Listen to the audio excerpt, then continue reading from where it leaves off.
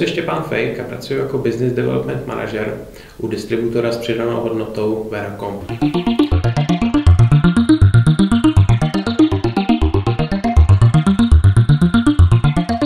S Pavlem Kotkem jsme se seznámili před několika lety, kdy jsem vedl časopis pro prodejce IT, zaměřený na obchodní příležitosti, a Pavla jsem požádal o několik odborných článků na téma, jak být lepším manažerem a obchodníkem.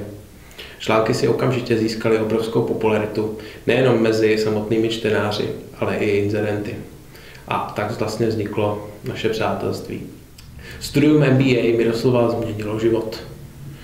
Získal jsem novou práci, splnil jsem si sen a dělám na projektech, které mě baví.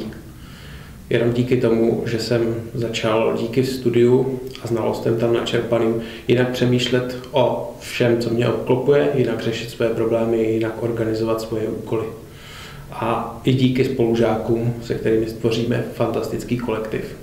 Jsme v denním kontaktu, navzájem se podporujeme, ovlivňujeme, konzultujeme naši práci. Skvělý je i lektorský tým, který nám dává náměty k zamyšlení a požaduje po nás maximální nasazení a pozornost. U Společnosti pro management a leadership je ten titul doslova vydřený, protože lektoři nás nutí psát dlouhé seminární práce, přemýšlet o problémech a při přednáškách se musíme aktivně účastnit. Ale neděláme to proto, abychom dostali ten titul, děláme to, protože nás to baví a doslova nás to posouvá dál.